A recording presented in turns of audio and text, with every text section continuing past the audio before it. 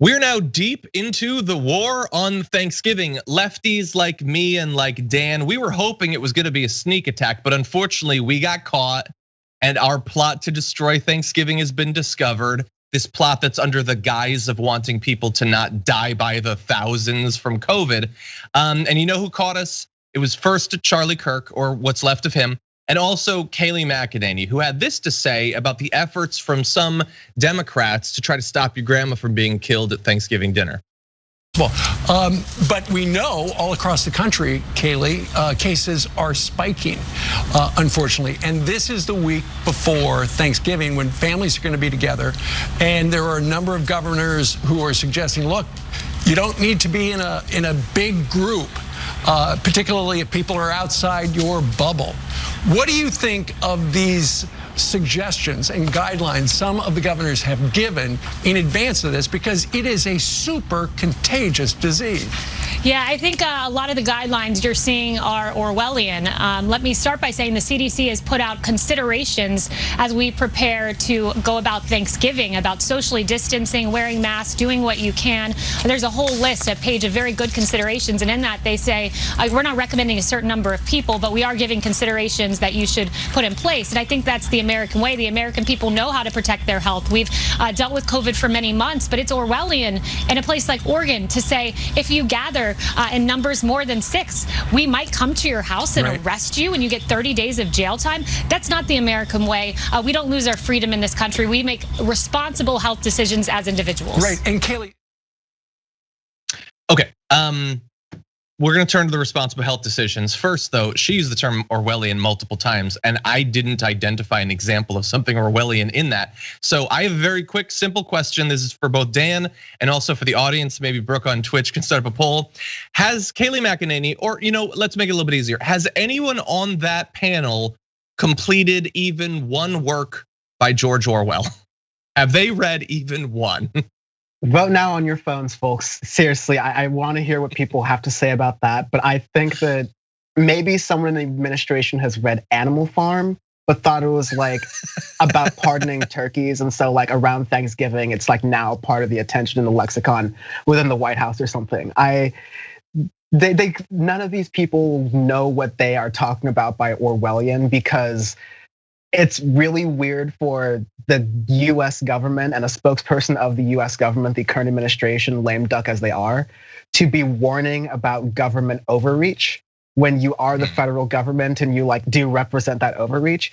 But like, never mind to be said, the Republicans missed a real opportunity to kind of kill the Democratic Party in the last couple of months of the COVID relief, because if they could have let go to some of their overall ideology, they could have tied the idea of lockdowns, which do help prevent the spread of COVID, with economic relief and say, okay, because we're gonna lock down, we're not gonna completely leave people out in the cold. We're going to do what some European countries have done, which is create programs that supplement your income or your insurance so that during this time where you have a gap in working, you're covered and everything stays the same. You're not completely left out in the cold. Maybe PPP loans that weren't complete scams. That could have been an option to do, but no, they opted for greed. And now you're in the situation where people, even at their best faith possible, and I'm talking about regular American people, now hate lockdowns chiefly because they worry about the economic impacts. And if Joe Biden could maybe use this opportunity to say, we're gonna do lockdowns, but if I had things my way, if someone at the GSA would sign some damn paperwork, then we would also tie this to some economic stimulus to make sure the brunt of having to lock down and close your businesses during a very lucrative holiday season is at least stifled a little bit, because we have a disease that has killed 250,000 Americans in the past like 6 or 7 months.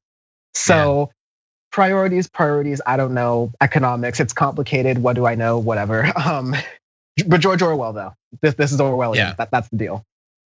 Well, yeah, and you don't necessarily have to know what actual critique of modern government, the use of language George Orwell was making, if you can feel fairly assured that 99% of the people watching that program also don't know what it is, but they know it's bad. They know that much. Then to the point of the American people know how to protect themselves. Some do, yeah. Yeah, some people have gotten the information. Some people have regrettably been left behind by the education system as a general thing. And then later on top of that, they've suffered for more than half a year of misinformation about the pandemic, up to and including the video clip that we just played. They might have known and they might have protected themselves if all of the people they trusted in media hadn't kept telling them that it was a big hoax, that it didn't actually matter, that they should go and have big Thanksgiving gatherings. They're still being manipulated, and we shouldn't be surprised. The Trump administration didn't care to stop people from the death toll from continuing to go up back when his reelection hypothetically was being affected by the death toll. Now that he's lost, what are they gonna start being responsible now? And so this is what you get. You get someone like the representative of the president saying, you know what, you decide. You just decide, don't worry about your state government, your local government. You're not gonna have to worry about the federal government because they ain't doing anything. You just do what you wanna do. And as of right now, the poll that we have a very reasonable Twitch audience, by the way. 3% say they've read several, either several people on the panel or one person has read several of those books. I think it was about 21% said yes, one of them is completed, and over 70% were like no. They're actually not bad. If you've suffered through Ayn Rand, you can get through most of Orwell in the time it takes to read The Fountainhead.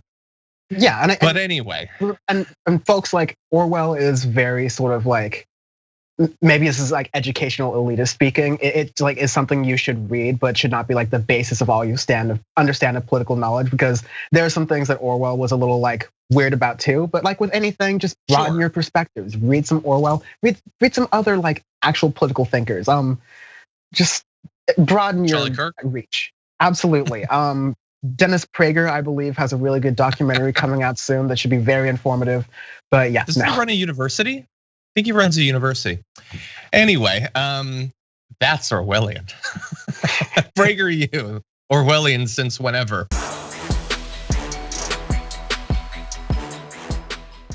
Check out the Damage Report podcast each day, wherever you get your podcasts, whether Pocket Casts or Stitcher or iTunes.